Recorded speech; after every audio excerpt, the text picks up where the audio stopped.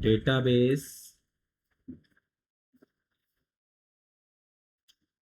Testing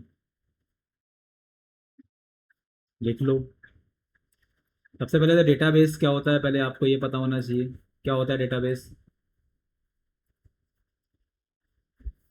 वहाँ पे syllabus जितना वो होता है सब रिकॉर्ड होते हैं इधर स्टोर किया। मतलब it is use to store data into systematic way.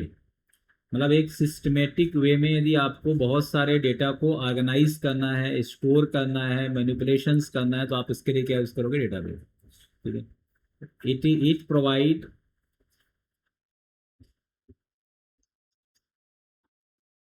Complete environment to create, manage and manipulate data into systematic way।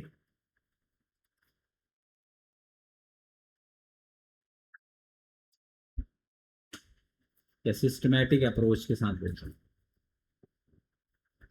तो मतलब किस ये आपको एक पूरा एक इन्वायरमेंट देगा, एक सिस्टम देगा। इस सिस्टम को फॉलो करके आप अपने डेटा को बना सकते हो, क्रिएट भी कर सकते हो, डेटाबेस को मैनेज कर सकते हो, मतलब उसमें मॉडिफिकेशन कर सकते हो, मैनिपुलेशन कर सकते हो, मतलब उसके अंदर के जितने भी ऑब्जेक्ट्स हैं उनके बीच में यदि आपको कुछ लॉजिकल ऑपरेशंस करना है वो भी कर सकते हो। तो ये सभी चीजें हम डेटाबेस के अंदर कर सकते हैं। डेटाबेस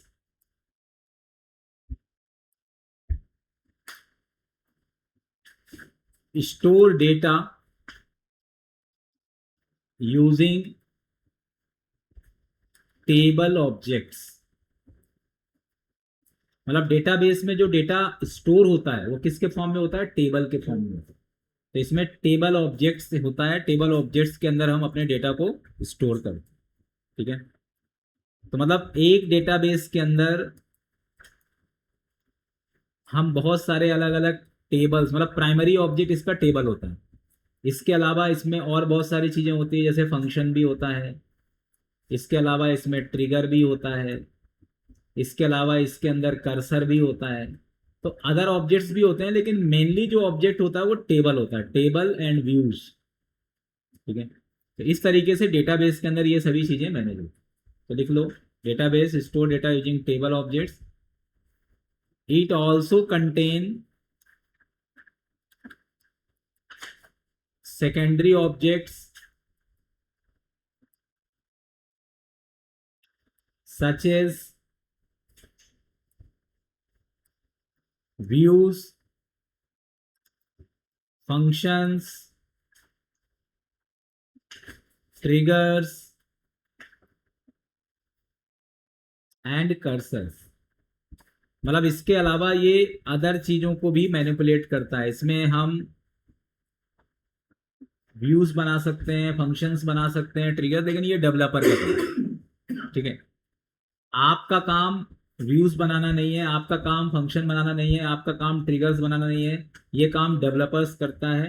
आपका काम डेटाबेस बनाना भी नहीं है। आपका काम है डेटाबेस को वेरीफाई करना, डेटाबेस को वैलिडेट करना, टेबल्स को वेरीफाई करना, टेबल्स को वैलिडेट करना। आपका काम वेरिफिकेशन और वैलिडेशन का। ठीक है।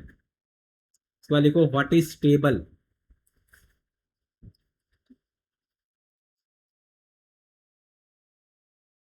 Table contains set of columns. Column को अपन फील्ड भी बोलते हैं।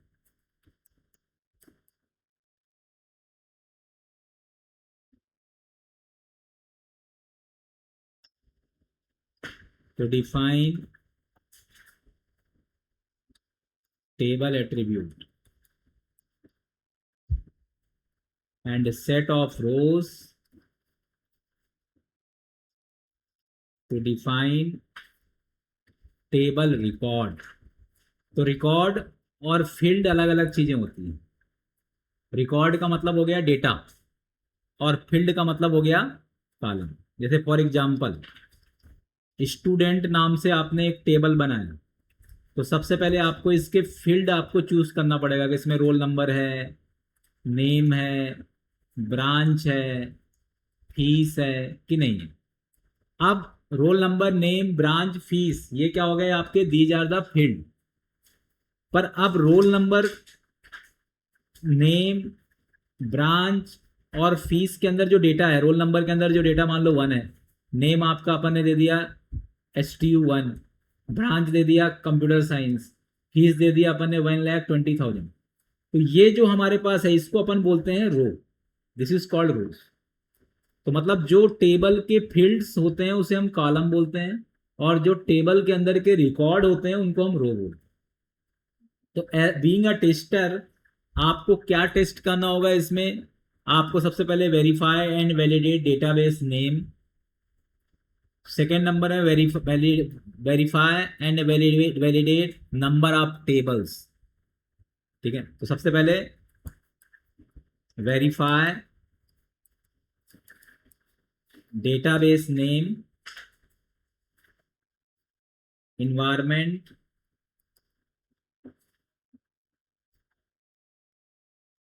And technology. सबसे पहले तो आपको ये वेरीफाई करना पड़ेगा डेटाबेस का नाम उसने परफेक्ट लिया है कि नहीं लिया है, इन्वायरमेंट प्रॉपर है कि नहीं है। इन्वायरमेंट मतलब जहां पर हमने अपने डेटाबेस को इंस्टॉल करके रखा है, ऐसा तो नहीं बहुत ही छोटी सी मशीन है, 2 GB रैम है, उसमें डेटाबेस का सॉफ्टवेयर इंस्टॉल है, ऐसा नहीं। उसमें आपका जो आपका कॉन्फ़िगरेशन है वो बहुत हाईटेक होना चाहिए। और टेक्नोलॉजी, पता चला डेटाबेस बनाना है MySQL में और सामने वाले ने डेटाबेस बना के दे दिया आपको ओरेकल में, तो टेक्नोलॉजी ही उसने गलत बनाई। वाला उसने सब कुछ सही बनाया, टेबल भी बनाया, कॉलम भी बनाया, रो सब कुछ हो रहा है, लेकिन उसने टेक्नोलॉजी ही गलत चूज कर ली, तो वो भी गलत है ना। ठीक है, यदि आपके रिक्वायरमेंट डॉक्यूमेंट्स में SRS में लिखा हुआ है कि हमें डेटाबेस यूज करना है MySQL, और सामने वाले ने MS SQL यूज कर लिया, डेटाबेस के नाम पता है ना, ये नाम है इनके, कंपनी है MySQL, MS SQL मतलब माइक्रोसॉफ्ट SQL। अब कुछ लोग बोल देते हैं कि मुझे SQL डेटाबेस आता है, तो ये इसको शॉर्टकट में MS SQL को SQL बोलते हैं लोग, जबकि SQL कोई डेटाबेस नहीं है। SQL एक लैंग्वेज है। क्या है? SQL लैंग्वेज है। ठीक है, जैसे आप अभी जावा लैंग्वेज पढ़ोगे या जावा स्क्रिप्ट लैंग्वेज पढ़ोगे, तो ये लैंग्वेज मतलब जिसके थ्रू हम कोई ऑपरेशन करते हैं। तो SQL मतलब स्ट्रक्चर्ड क्यूरी लैंग्वेज। डेटाबेस कौन कौन से हैं? MySQL, Oracle, PostgreSQL, MS SQL, Sybase, मतलब ऐसे 50 से ज्यादा डेटाबेस। कंपनी हो गई। हाँ, डेटाबेस के कंपनी के नाम। ठीक है, तो आपको ये चीज ध्यान रखना है कि आप जो भी डेटाबेस हमारा है वो आपके SRS डॉक्यूमेंट से मैचिंग होना चाहिए। जहां पर भी जो भी सर्वर, इन्वायरमेंट मतलब डेटाबेस जहां पर हम डिप्लॉय करते हैं, जहां पे डेटाबेस बनाते हैं, उसको सर्वर बोलते हैं। क्या बोलते हैं? सर तो जो सर्वर है वो भी प्रॉपर होना चाहिए। सर्वर मतलब जो बहुत सारे मशीन्स को कनेक्ट करता है, उसे क्या बोलते हैं? सर्वर। और यदि जो बहुत सारे मशीन को कनेक्ट करता है वो हाईटेक नहीं होगा, तो फिर काम कैसे चलेगा? फिर सर्वर बहुत ज्यादा क्या होना चाहिए? हाईटेक। आपका जो मशीन का कॉन्फ़िगरेशन है ना, इससे सर्वर नहीं बन सकता। सर्वर के लिए कम से कम 200 GB का रैम होना चाहिए, मिनिमम रिक्वायरमेंट बता रहा हूँ। अच्छा सर्वर 100 GB से 200 GB का रैम, और डिस्क स्पेस तो समझ लो आपके पास कम से कम 10 TB का यदि है तो एक छोटा सर्वर आप स्टार्ट कर सकते। यदि सर्वर बनाना है तो एक 200 GB रैम का मशीन ले लो, 10 TB का एक हार्ड डिस्क ले लो, और एक स्टैटिक IP ले लो, और अच्छा इंटरनेट ले लो, और एक सर्वर बना लो और बेचो सभी वेबसाइट वालों को। ऐसे तो बनते हैं। ठीक है, पर ये है कि वो मशीन बंद नहीं होनी चाहिए। ऐसा लाइट गई तो मशीन बंद, तो फिर पता चला सबकी वेबसाइट बंद, तो आपका दिमाग खा जाएगा। ठीक है, इसलिए उसके लिए आपको ऐसा पावर मैनेज करना है कि हमेशा उसमें पावर बनी रहे। ठीक है, तो मतलब एक एग्जांपल बता रहा हूँ। सेकंड नंबर में आपको वेरीफाई करना है, वेरीफाई कलेक्शन ऑफ ऑब्जेक्ट्स। अब मैंने यहाँ पे कलेक्शन ऑफ ऑब्जेक्ट्स लिखा, मतलब बेसिकली इसमें टेबल,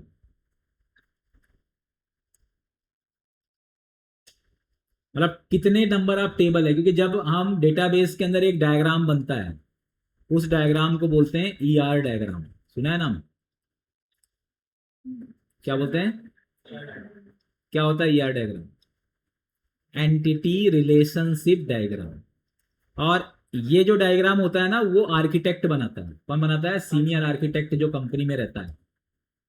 डेवलपर से भी जो ऊपर प्रोफाइल होती है ना, वो आर्किटेक्ट की होती है। मतलब सबसे टॉप मोस्ट प्रोफाइल किसी भी आईटी कंपनी के यदि टेक में होती है तो वो होती है आर्किटेक्ट। तो आर्किटेक्ट पहले ही डिसाइड कर चुका होता है कि कितने टेबल बनेंगे, हर टेबल के बीच में क्या रिलेशनशिप होगा, कितने कॉलम बनेंगे। यदि आपने कभी ईआर डायग्राम नहीं देखा है तो मैं आपको दिखा देता हूँ कि ईआर डायग्राम क्या। तो ईआर डायग्राम एक बेस होता है डेटाबेस टेस्टिंग के लिए। मतलब यदि आप किसी कंपनी में जाते हो और आपको डेटाबेस टेस्टिंग के लिए बोला जाता है तो आप बोलोगे सर इसका आप ईआर डायग्राम शेयर कर देंगे, तो वो समझेगा हाँ बंदा पढ़ लिख के आया है, मतलब उसको पता है कि ईआर डायग्राम कुछ होता है। ठीक है। Entity relationship diagram for library, चलो हॉस्पिटल मैनेजमेंट सिस्टम प्रोजेक्ट का बता दें। Entity relationship diagram for hospital management system. ये देखो ये थोड़ा अच्छा बना के दिया है। तो कॉलेज में तो यही कराते हैं ना, प्रोजेक्ट थोड़ी बनवाते हैं। डायग्राम सही होना चाहिए, आपका जो डॉक्यूमेंट है उसके अंदर कॉमा सही होना चाहिए। तो देखो ये इसमें जैसे इसका पेशेंट करके आपका एक क्या बन गया टेबल। अब पेशेंट टेबल में पेशेंट आईडी होगा, पेशेंट का नाम होगा, first name last name address होगा। ठीक है। इसके बाद डॉक्टर आईडी, डिजीज कौन सा है, जेंडर कौन सा है, एज कितनी है। अब देखो ये पेशेंट आईडी को उसने क्या बनाया है, इसको प्राइमरी की बनाया, क्योंकि पेशेंट आईडी हमेशा क्या होगा, यूनिक होगा। एक जैसे नाम के पेशेंट आ सकते हैं, एक जैसे एज के भी आ सकते हैं, एक जैसे एड्रेस के भी आ सकते हैं, एक जैसे डॉक्टर के भी आ सकते हैं। तो इसमें एक यूनिक चीज क्या होती है किसी भी टेबल में, प्राइमरी की। क्या होती है? प्राइमरी की। फिर ये देखो ये पेशेंट एक टेबल है और दूसरा टेबल क्या है, डॉक्टर है। तो पेशेंट एक होगा, मतलब मैनी टू वन रिलेशनशिप होना चाहिए। क्या होना चाहिए? मैनी टू वन, मतलब मल्टीपल डॉक्टर एक पेशेंट को सर्वाइव कर रहे हैं। इसके अकॉर्डिंग ये डायग्राम तो यहाँ पे लिखना चाहिए एम और यहाँ पे लिखना चाहिए वन। इसने उल्टा लिखा, क्योंकि एक डॉक्टर मल्टीपल पेशेंट को क्या करेंगे, देखेंगे ना। डॉक्टर सिंगल रहेगा, या कि एम और एम होना चाहिए। कभी कभी यदि बड़ा ये क्लिनिक के लिए, ये हॉस्पिटल मैनेजमेंट के लिए M2M होगा, मल्टीपल डॉक्टर मल्टीपल पेशेंट। लेकिन क्लिनिक के अंदर क्या होगा, वन टू मैनी होगा, एक डॉक्टर। हाँ, इस तरीके से पूरा मैनेज होगा। फिर यहाँ पे doctor checks lab report. Doctor क्या चेक करता है? लैब रिपोर्ट चेक करता है। ठीक है। इसके बाद lab report decide in patient. ठीक है। लैब रिपोर्ट क्या करेगा, तो इस तरीके से इस पर्टिकुलर हॉस्पिटल मैनेजमेंट सिस्टम के अंदर जितने भी ऑब्जेक्ट्स हमने बनाए हैं, इन सभी ऑब्जेक्ट्स के अंदर का पूरा इस तरीके से क्या होगा, इसका रिलेशनशिप होगा। ये पूरा इसका एक कंप्लीट रिलेशनशिप।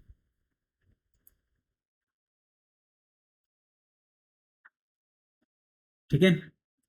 तो इसको हम बोलते हैं एंटिटी रिलेशनशिप डायग्राम, या इसी का पूरा नाम है ईआर डायग्राम।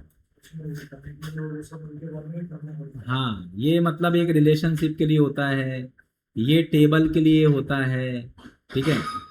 और इसके अंदर ये कॉलम के लिए होता है। तो ये आपको थोड़ा पढ़ना पड़ेगा किस तरीके से ये जो रिलेशनशिप है, इस रिलेशनशिप में आपको क्या लिखना है। ठीक है। जैसे doctor checks lab report, doctor, फिर यहाँ पे क्या होगा, हाँ, विजिटिंग, ट्रेनी, परमानेंट, ये सभी चीजें इसके अंदर मैनेज हो। ठीक है।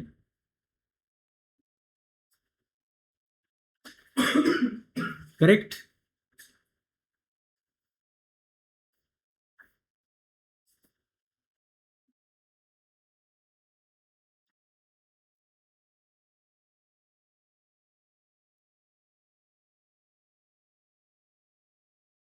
इसके बाद तीसरा, वेरीफाई फील्ड्स एंड रिलेशनशिप, मतलब कितने फील्ड्स हैं, मतलब उसमें कितने कॉलम हैं। डायग्राम में यदि आपके 10 कॉलम है, डेवलपर ने 5 कॉलम ही बनाया है, तो आप इसको क्या कर दोगे, फॉल्स कर दोगे।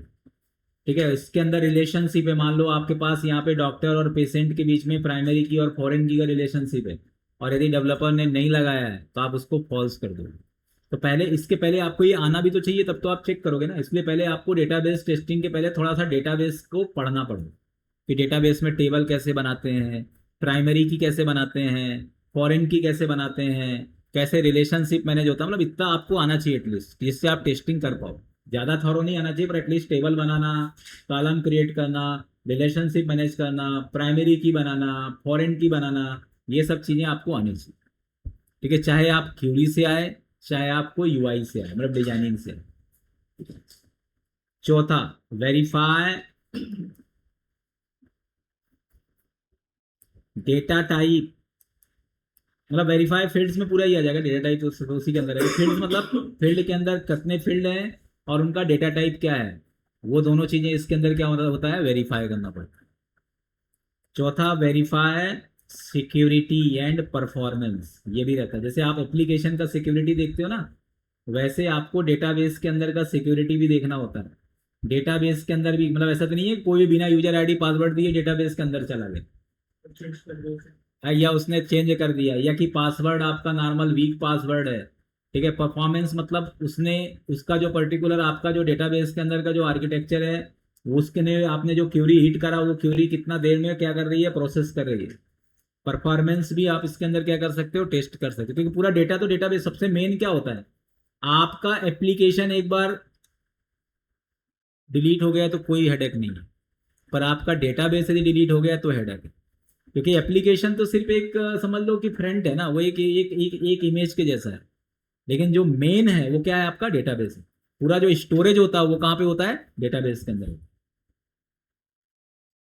ठीक है, तो जैसे ये जो डायग्राम मैंने आपको बताया, इस डायग्राम में आपको सबसे पहले चेक करना होगा कितने कलेक्शन ऑफ टेबल्स हैं, इनके बीच में रिलेशनशिप क्या है, हर टेबल में कितने कॉलम है, कॉलम में कौन प्राइमरी की है, कौन फॉरेन की है, कॉलम के अंदर फील्ड के अंदर कौन सा डेटा टाइप लिया है, यदि वो डेटा टाइप लिया है तो उसमें रेंज कितना दिया है, कौन सा नल है, कौन सा नॉट नल है, ये भी है। तो वेरीफाई फील्ड एंड, इसके बाद लिखा एक और सबसे मेन है, verify constraint, data constraint. Constraint समझते हो ना, कंस्ट्रेंट अलग अलग होते हैं। एक तो जैसे अपन ने प्राइमरी की बना दिया, यूनिक प्राइमरी की, यूनिक नल, यूनिक है, प्राइमरी की है, नल है। ठीक है, कभी कभी चेक करके भी एक कांस्टेंट लगता है, चेक। तो ये सभी कंस्ट्रेंट यदि उसमें लिखा है कि इसमें फीस की वैल्यू 5 लाख रुपए से ज्यादा नहीं हो सकती, तो फिर आपको चेक करना रहेगा कि इसमें चेक कंस्टेंट उसने लगाया है कि नहीं लगाया। और ज्यादा डेप्थ में जाओगे तो फिर इसमें आपको ये भी चेक करना पड़ता है कि डेटाबेस इंजन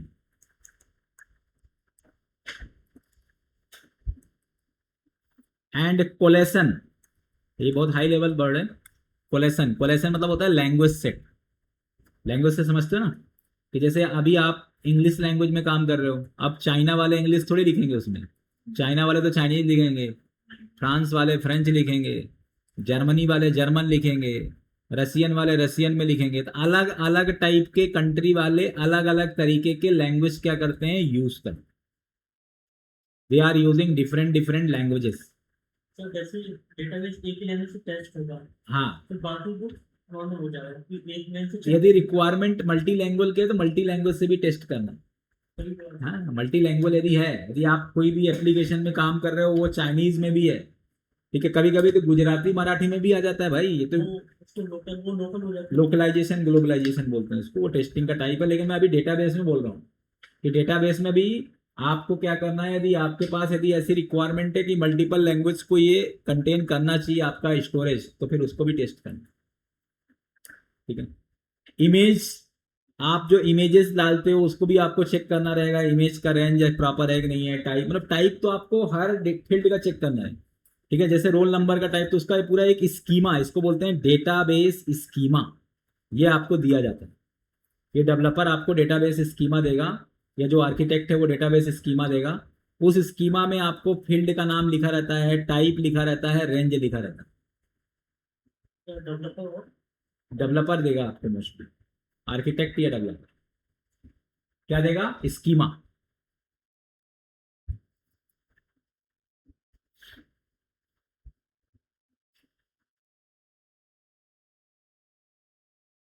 ठीक है, तो जैसे देखो मैंने अभी एलएमएस का जो डेटाबेस है वो मैं आपको एक बार बताता हूँ।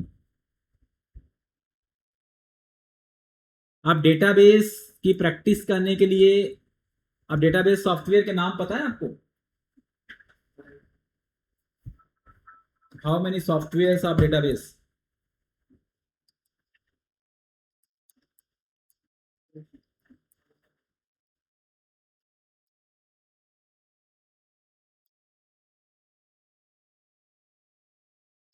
इसमें सबसे पहले है माई एसक्यूएल, दूसरा है एमएस एसक्यूएल, तीसरा है ओरेकल, चौथा है पोस्टग्रेसक्यूएल,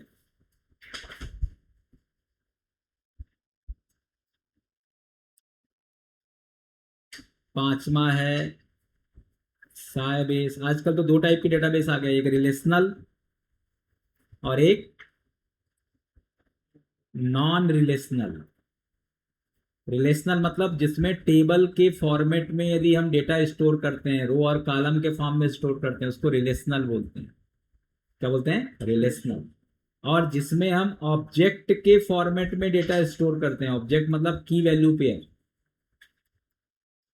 आजकल डेटाबेस डेटा ऐसे स्टोर होने लग गया, roll number 1001, name Ravi Kumar, हाँ, branch computer science, key value pair. मतलब आपको ऐसा लगेगा जैसे टेबल है ही नहीं। इसमें इतना फ्लेक्सिबिलिटी है कि ना तो आपको कोई टाइप देना है, ना तो आपको कोई साइज देना है। आपके डेटा के अकॉर्डिंग साइज भी मैनेज हो जाएगा, टाइप भी मैनेज हो जाएगा, और घटा बढ़ा भी सकते हो। जैसे टेबल में क्या है कि आपने 4 कॉलम दिया तो 4 कॉलम ही रहेंगे। पांचवा दोगे तो फिर आपको जब एंट्री करोगे ना, तो यदि आपके 5 कॉलम में पांचों की वैल्यू देना जरूरी है यदि रिक्वायर्ड है तो। इसमें ऐसा नहीं है।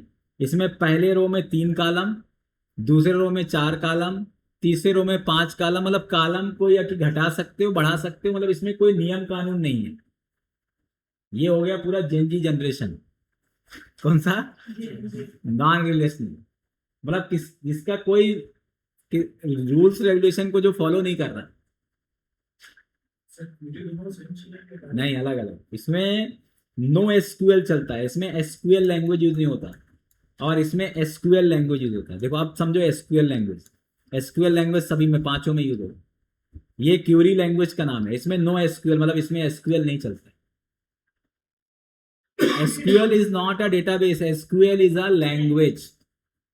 MySQL is database software, MS SQL is database software, Oracle is database software, Postgre is database software, but SQL is a language that is common for all database based software system. Doctor E F Codd created database system. सबसे पहले database management system किसने बनाया? Doctor EF chords ने बनाया। ठीक है, और इन्होंने अपने रूल्स प्रोवाइड किए कि डेटाबेस में क्या क्या नियम होंगे। तो इन्होंने एक रूल्स उन्होंने दिया कि डेटाबेस जितने भी बनाओगे उन सब में एसक्यूएल लैंग्वेज ही आपको यूज करनी है। लेकिन बाद में उस रूल्स को ब्रेक डाउन कर दिया गया नॉन रिलेशनल। बहुत सारे रूल्स इन्होंने प्रोवाइड किया। और डीबीएमएस भी दो तीन टाइप के होते हैं। एक नॉर्मल डीबीएमएस जो पहले चलता था, एक आरडीबीएमएस जो अभी अपन टेबल बना रहे हैं ना, ये आरडीबीएमएस है, और एक ओआरडीबीएमएस जिसमें हम टेबल को ऑब्जेक्ट बोलते हैं, object relational database management system. तो ये डेटाबेस मैनेजमेंट सिस्टम है, ये सिर्फ स्टोरेज की बात करता था। जैसे आप नॉर्मल एक्सेल के अंदर अपने डेटा को स्टोर कर लिए, आप एक्सएमएल फाइल में एक डेटा स्टोर, तो ये स्टोरेज की बात करता है बस। कौन? डीबीएमएस। रिलेशनल डेटाबेस स्टोरेज के साथ साथ रिलेशनशिप, कंस्ट्रेंट, ठीक है, ये सब चीजें क्या है रिलेशनल, मतलब टेबल, टेबल रो कॉलम, ये सब किसने दिया, रिलेशनल ने दिया।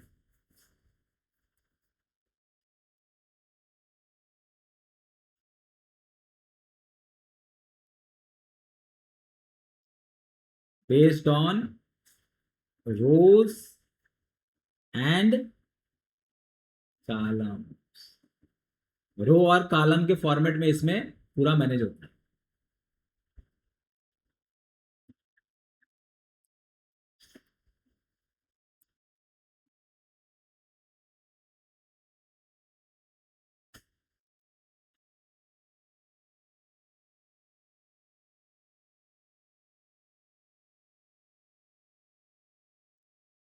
Object relational database management system,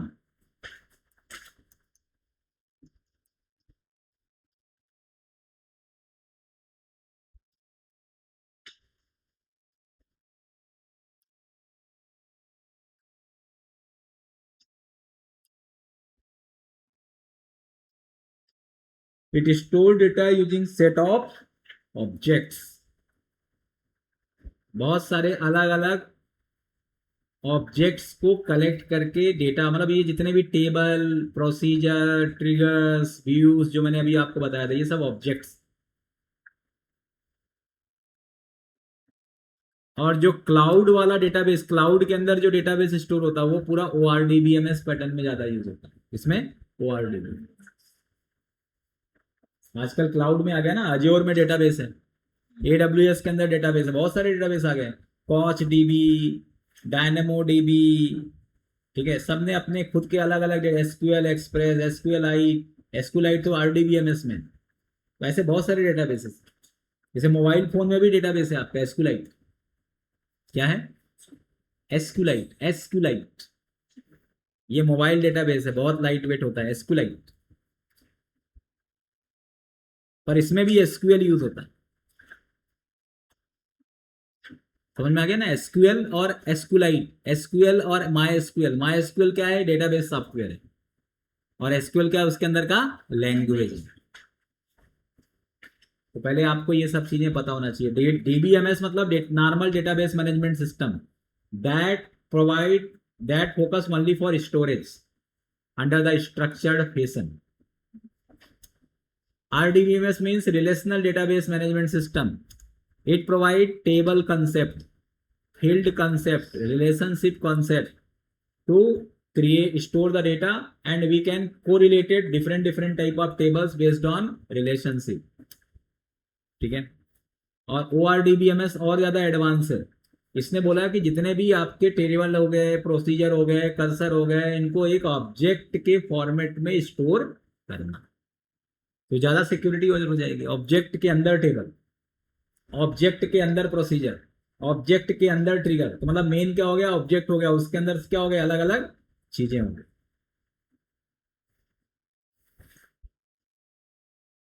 ठीक है।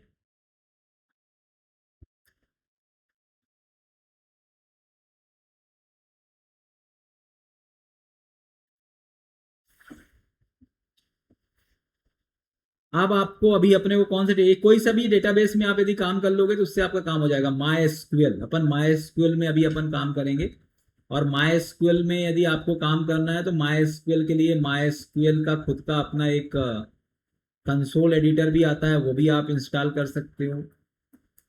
MySQL का वर्क बेंच आता है, वो भी आप इंस्टॉल कर सकते हो, या आप जैम्प इंस्टॉल कर सकते हो,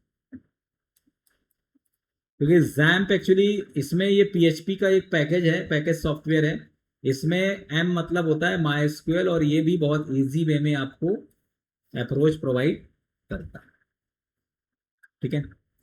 तो इसको मेरे मशीन में तो ऑलरेडी है, आपको यदि MySQL इंस्टॉल करना है तो you can simply go,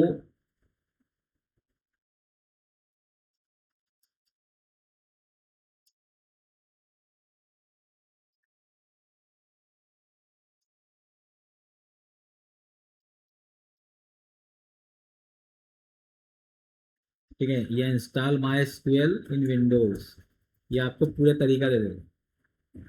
MySQL installer ये सब कर सकते हो। तो ये यदि नहीं करना है तो आप जैम्प कर दो। जैम्प में MySQL का इंस्टांस इनबिल्ट रहता है, इसका इंस्टेंस MySQL।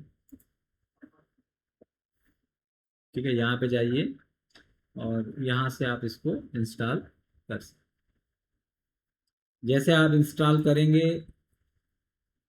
यहाँ पे आपको जैम्प का कंट्रोल पैनल मिलेगा और यहाँ पर MySQL आपको स्टार्ट। ठीक है, इसका खुद का अपना एक इनबिल्ट एडिटर भी होता है, GUI। देखो एक्चुअली जितने भी डेटाबेस है आप दो एडिटर देते हैं, एक कंसोल एडिटर जहाँ पे आप पूरा खुद से लिख करके काम कर सकते हो, और एक GUI ग्राफिकल यूजर इंटरफेस जहाँ पर आपको कोई क्यूरी नहीं लिखना है, उसमें सब कुछ आप बिना क्यूरीज के काम कर सकते हो।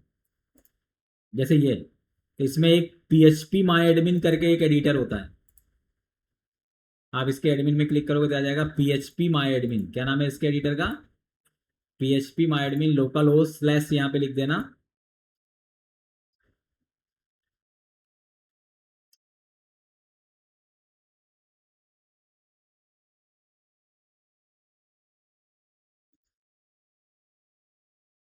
यहाँ पे क्लिक कर देना, अपने आप खुल जाएगा, तो टाइप भी नहीं करना, फिर लिखो एडमिन, सीधा खुलेगा।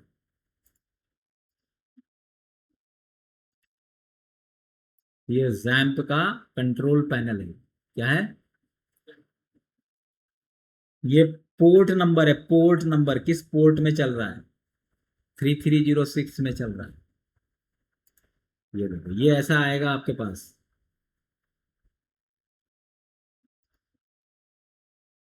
इसमें आपको जो भी डेटाबेस है, जैसे मेरे पास यहाँ पे डेटाबेस क्या है, कोडमग। ठीक है, कोडमग डेटाबेस के अंदर का मैंने यहाँ पे डेटाबेस बनाया है। देखो यहाँ पे इतने सारे टेबल हैं, admin, course, course bundle map, course lecture, customer order, जो भी आप मतलब, ये इसका एप्लीकेशन एंड।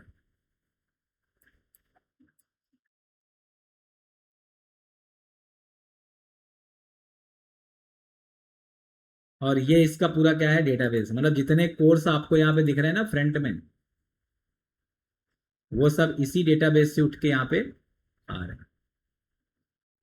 तो मतलब मेन कंटेनर कौन सा है? ये course ID, course title, course, ये सब इसके फील्ड हो गए। इसको देखना है तो यहाँ पे स्ट्रक्चर में जाके आप देख सकते। जब आपको वेरीफाई करना है तो जरूरी नहीं कि आप कमांड एडिटर में भी, आपको ये एडिटर का भी चलाते आना चाहिए। यहाँ से आप चेक कर लो, आपके पास डायग्राम होगा, वहां पे देखो कोर्स में कौन कौन से उसने टेबल दिया। देखो कोर्स आईडी दिया है, ठीक है, यस। क्या टाइप दिया है? इंटीजर, ठीक है। कोर्स टाइटल में क्या दिया है? वेर कैर दिया है। वेर कैर मतलब होता है इसमें कैरेक्टर, बहुत सारे सेट ऑफ कैरेक्टर्स को क्या बोलते हैं इसमें? वेर। अब इसमें कैर और वेर कैर में क्या डिफरेंस होता है बताओ? हम्म? मतलब वेर कैर 50 और कैर 50 में क्या difference?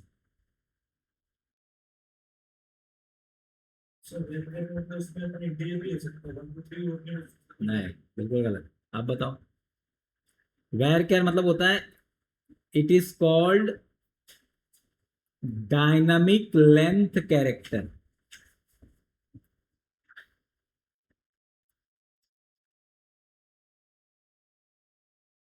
Suppose we put 50 in size,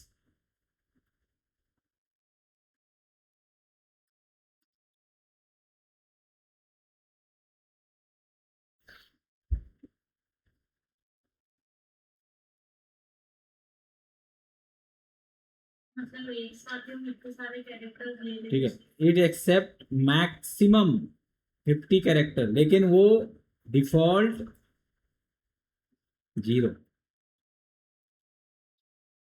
और it is called static length.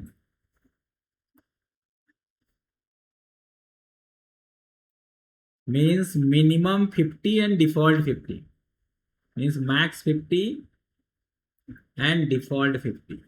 इसको फिक्स लेंथ बोलते हैं। मतलब आपने 50 चेयर पहले से मंगवा ली, भले बैठने वाले दो हों तब भी 50 चेयर ही रहेगी। लेकिन इसमें क्या है, जैसे जैसे लोग आते जाएंगे वैसे वैसे आप चेयर मंगवाते गए। वेरिएबल लेंथ कैरेक्टर मतलब आपने यदि एक दिया ना तो वो सिर्फ एक स्पेस ही क्रिएट करेगा, उधर से 2 आया तो वो 2 स्पेस क्रिएट करेगा, उधर से 3 आया तो वो 3 स्पेस क्रिएट करेगा। कौन? वैर कैर। और मैक्सिमम लिमिट दे दिया 50।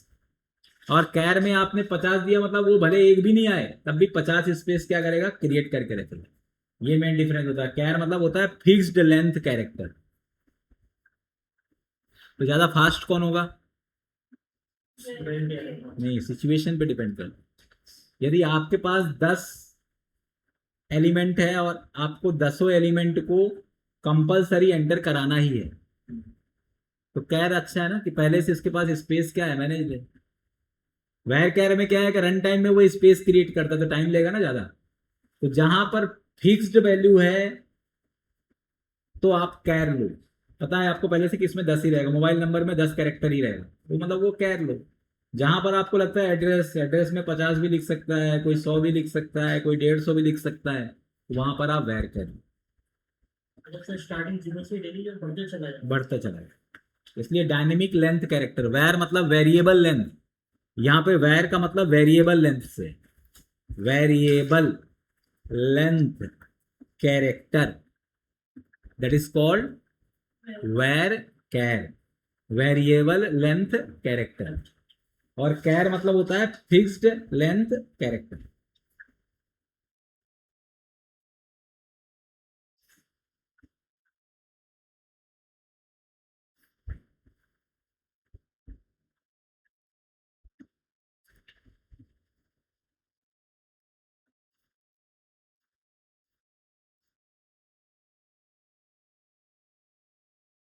ठीक है।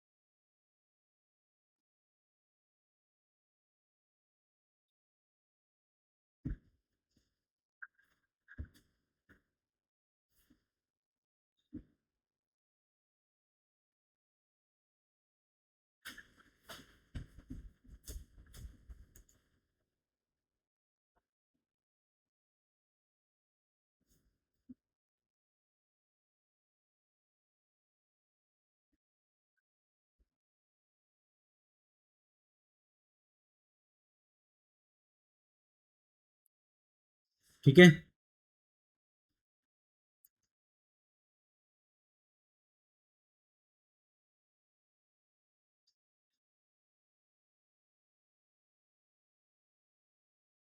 अब इसके अंदर क्या होता है, एक और टर्म से आपका, ठीक है, ये मैंने आपको बता दिया था कैसे आपको मैनेज करना है। ठीक है, बाकी डेटा टाइप भी आपको थोड़ा बहुत और आने चाहिए।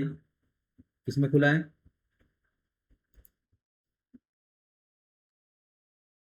बंद कर दिया क्या?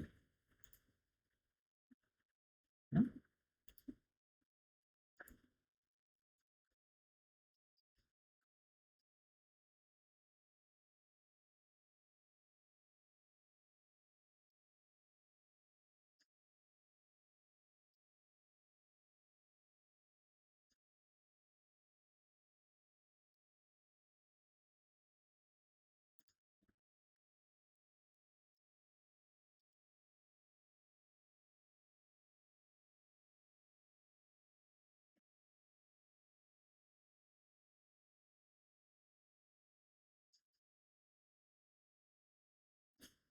जैसे यहाँ पर टेक्स्ट टेक्स्ट टेक्स्ट मतलब ये भी क्या रहता है, टेक्स्ट मतलब ये एक एक्चुअली किसी भी टाइप के कैरेक्टर सेट को सपोर्ट करता है।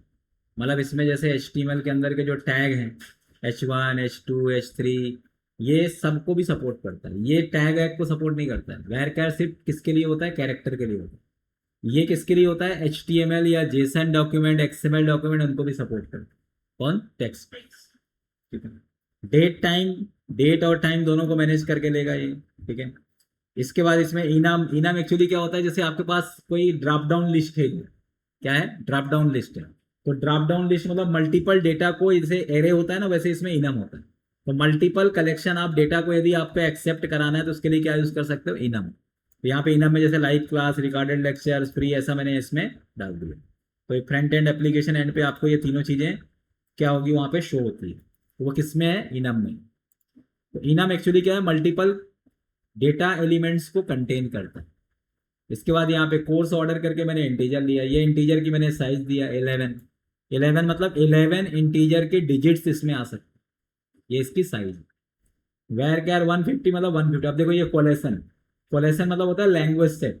ठीक है, लैंग्वेज सेट मतलब इसमें यूटीएफ-8, यूटीएफ-8 मतलब इसमें जितने भी यूनिकोड टेक्स्ट होते हैं उन सबको सपोर्ट करेगा। यूनिकोड में बहुत सारे आते हैं, फ्रेंच, रशियन, जर्मन सब आते हैं। ठीक है, तो ये सब अलग अलग क्या होता है, लैंग्वेज सेट के लिए होता है। ये नल है कि नॉट नल है, इसको बोलते हैं कंस्ट्रेंट। क्या है, नल कंस्ट्रेंट। नो मतलब नल नहीं हो सकता, नो मतलब नल नहीं हो सकता, यस मतलब हो सकता है, ये भी आपको चेक करना होता है। डिफॉल्ट वैल्यू क्या देनी है, ये भी आपको चेक करनी होती है। कुछ कमेंट्स लिखना दिए तो चलो ऑप्शनल है। ऑटो इंक्रीमेंट, जैसे अब यहाँ पे कोर्स आईडी ऑटो इंक्रीमेंट होना चाहिए, ऐसा उसमें लिखा है डॉक्यूमेंट में। तो यहाँ पे ऑटो इंक्रीमेंट का कंस्ट्रेंट क्या होना चाहिए, इसके अंदर अप्लाई होना चाहिए। तो जो आपको एसआरएस डॉक्यूमेंट्स दिया गया है और ये जो डॉक्यूमेंट्स है, मतलब ये जो बनाया गया है, ये दोनों क्या होना चाहिए, मैचिंग होना चाहिए। इसमें से यदि एक कॉलम ज्यादा हुआ या एक कॉलम कम हुआ तो आपका डेटाबेस के अंदर का जो टेबल है उसकी टेस्टिंग फेल हो गई, मतलब डेटाबेस टेस्टिंग क्या हो गई, फेल हो गई। तो ये मैच आपको करना होगा। ठीक है, तो ये अभी मैंने आपको स्ट्रक्चर बेस्ड मैचिंग बता रहा हूँ। ऐसे कोर्स बंडल में क्या क्या फील्ड होना चाहिए, अभी डेटा मैचिंग अलग चीज है, अभी स्ट्रक्चर मैचिंग। ये देखो ये प्राइमरी की, प्राइमरी की आपको अलग से समझ जाओ, ऐसा लिखा है मतलब प्राइमरी की। अब ये कौन सा टेबल है अपना, कोर्स अंडरस्कोर बंडल है। फिर कोर्स अंडरस्कोर बंडल मैथ है, देखो इसका स्ट्रक्चर देखो, इसमें प्राइमरी की भी है और फॉरेन की भी है। बंडल आईडी और कोर्स आईडी दोनों क्या है, फॉरेन की है। फॉरेन की मतलब ये जो टेबल है ये बंडल से भी कनेक्टेड है और कोर्स से भी कनेक्टेड है। किससे कनेक्टेड है, बंडल मतलब जैसे मान लो C++, DSA, ये 3 कोर्स हो गए। अब मैंने बोल दिया कि फाउंडेशन, उसमें मैंने एक बंडल बना दिया, उसमें C को भी ऐड कर दिया, C++ को भी ऐड कर दिया, DSA को भी ऐड कर दिया, वो क्या कराएगा, बंडल का। तो बंडल मतलब कलेक्शन ऑफ कोर्सेस। उसके लिए मैंने क्या लिया यहाँ पे, course underscore bundle underscore math लिया है। तो क्या लेना चाहिए ये आपका काम नहीं है, इतना बड़े रिसर्चर आप नहीं हो। डॉक्यूमेंट्स में क्या लिखा है और डेवलपर ने क्या बनाया है, बस ये मैच करना। ठीक है, क्योंकि आप इतने बड़े एनालिस्ट होते तो फिर डेटाबेस आर्किटेक्ट ही नहीं बन जाते, फिर टेस्टर थोड़े ना होते। तो ये काम डेटाबेस आर्किटेक्ट, डेटाबेस डिजाइन करना किसी भी एप्लीकेशन का सबसे बड़ा काम होता है। क्योंकि किसी ने डेटाबेस यदि गलत डिजाइन कर दिया तो वो एप्लीकेशन, जैसे बोलते हैं ना, घर बनाने से पहले उसका जो मैप बनाना है वो बहुत जरूरी है। यदि मैप यदि गलत हो गया तो घर का भी सही बनेगा ही नहीं। फिर यहाँ पे कोर्स लेक्चर, कोर्स के अंदर के लेक्चर को अपलोड करना।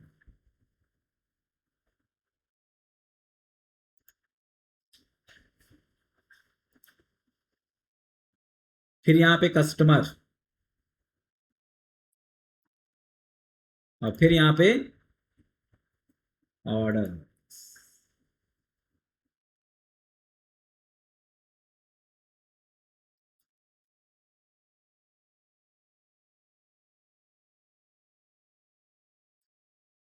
करेक्ट।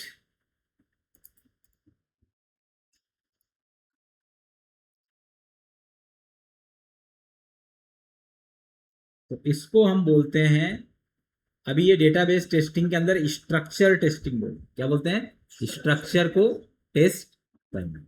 इसमें बहुत सारी चीजें होती है, इसमें इंटीग्रेशन भी होता है कि एप्लीकेशन से डेटा एंट्री करोगे, यहाँ पर आ रहा है कि नहीं आ रहा है, वो पूरी चीजें भी अपने को इसमें क्या होती है, चेक करनी है। लेकिन इसके लिए थोड़ा सा आपको टेक्निकली नॉलेज भी होना चाहिए। ठीक है, इसके बाद अपन देखते हैं इसमें एसक्यूएल क्या होता है। एसक्यूएल लिख लो, इट इज, ये तो फुल फॉर्म हो गया इसका, structured query language that is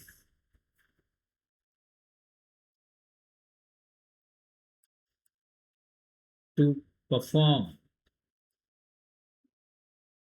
database operation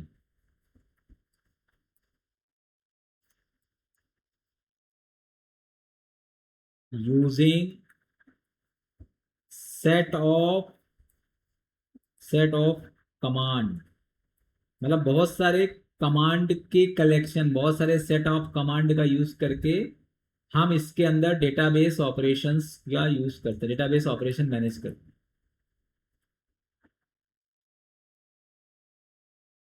SQL categorized into 4 different languages। SQL को 4 अलग अलग लैंग्वेजेस या कैटेगरी में सब डिवाइड किया गया है। पहला आता है DDL, data definition language.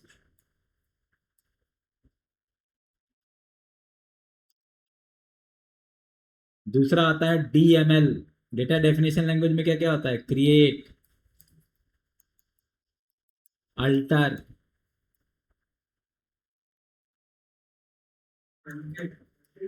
Drop, हाँ, ट्रंकेट।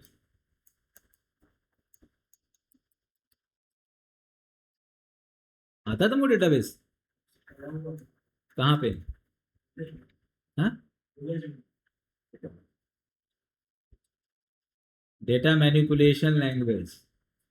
कौन से कॉलेज से पढ़े? चमेली देवी? देशराम तो पढ़ाते हैं, मेहनत करते हैं वहाँ पे, करती ना। हाँ?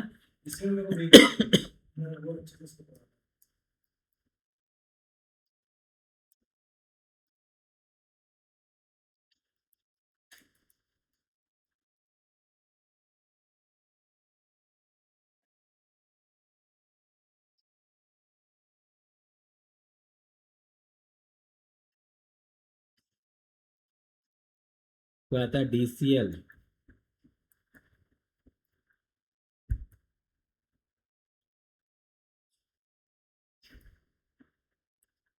Data control language. इसमें क्या क्या आएगा?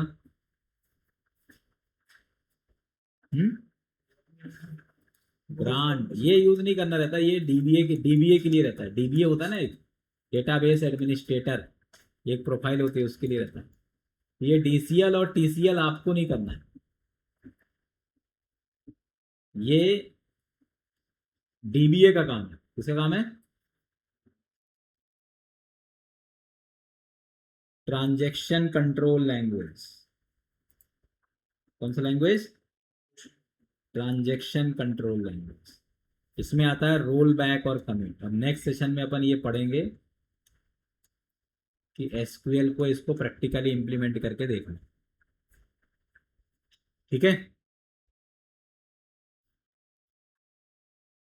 तब तक आप अपना इन्वायरमेंट पूरा सेटअप कर लेना, जैम्प इंस्टॉल कर लेना। उसमें ये ट्राई करना कि इसमें कैसे डेटाबेस बनाते हैं, कैसे टेबल बनाते हैं, ये आपको ट्राई करके थोड़ा देखना है। क्योंकि डेटाबेस टेस्टिंग जो है ना, बहुत हर इंटरव्यू में आजकल पूछते हैं।